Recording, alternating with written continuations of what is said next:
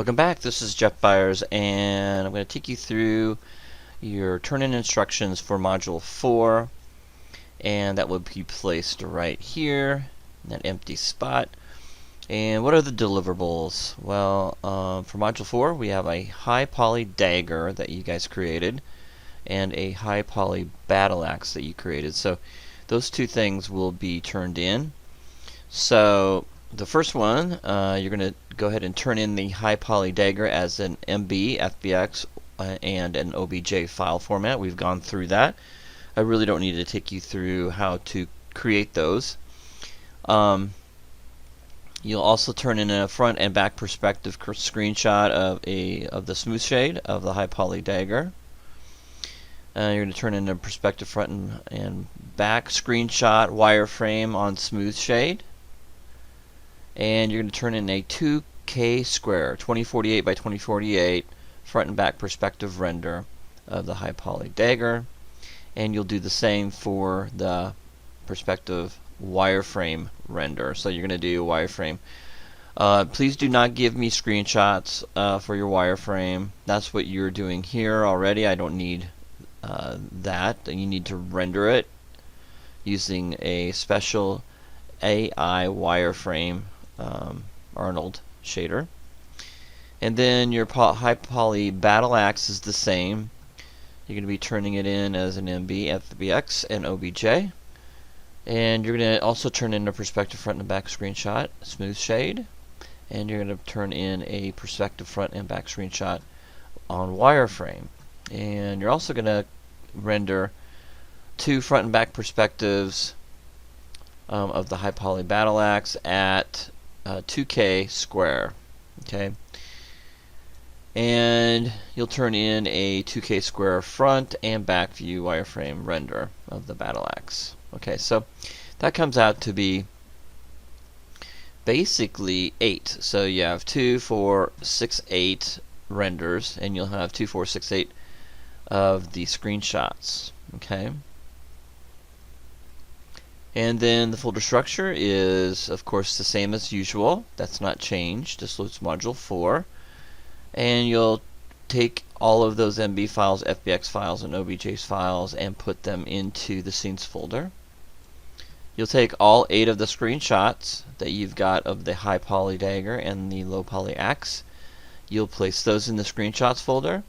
And you're going to take all 8 renders and you'll place them in the renders folder. You'll take all those and subfolders and place them into the main folder, and then you're going to go ahead and zip it up and you're going to upload it into Canvas Module 4 folder, just like you have been. Just click on the submit and upload it.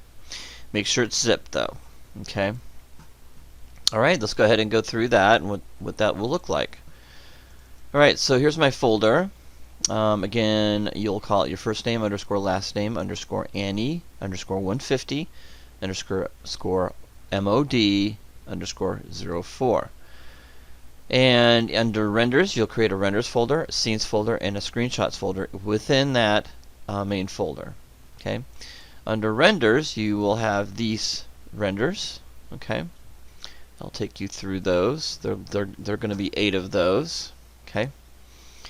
So let's go ahead and do full screen. Alright, so the front view of the battle axe, the front view wireframe render, you can see that looks nothing like a screenshot. It's an actual render. And then the back view, what I did was I just rotated that around and took a wireframe of that, and then I applied this texture back on again. Okay. Alright. So that is the battle axe, and then we have the dagger, the front, and the front wireframe. We have the back wireframe and the back. Now, yes, a lot of you are probably wondering why I had to do both. The reason why I had you to switch them around and rotate them is so I can see what the back looks like, even though they should be exactly the same front and back, but I needed to see that. And the things that I'm looking for are nice soft edges, basically, what metal would look like if it's formed and shaped.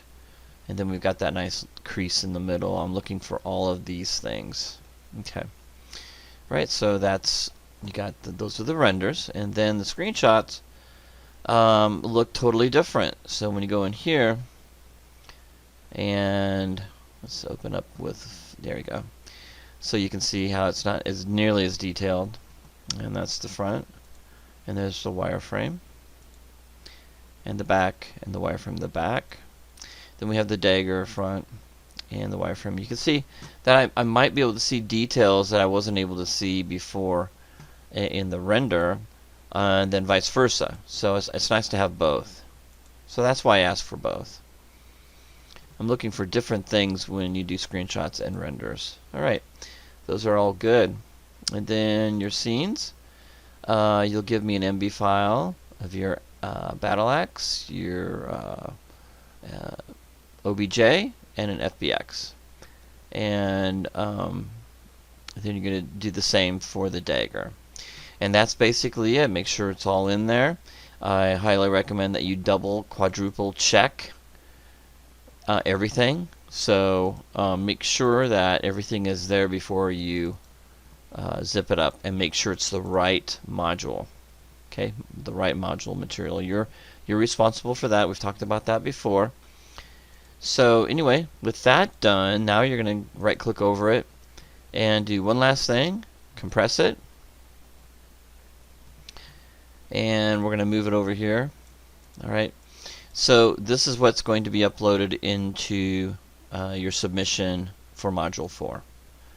Alright, I can't wait to see what you guys do in Module 5, which is your UV mapping and texturing. This is when you're going to bring your object to life.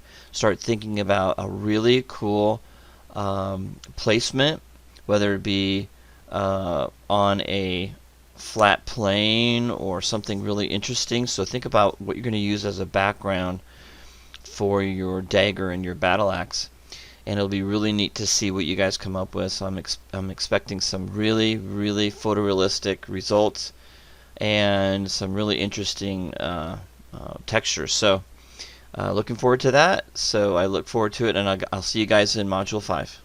Alright, take care and have a great week.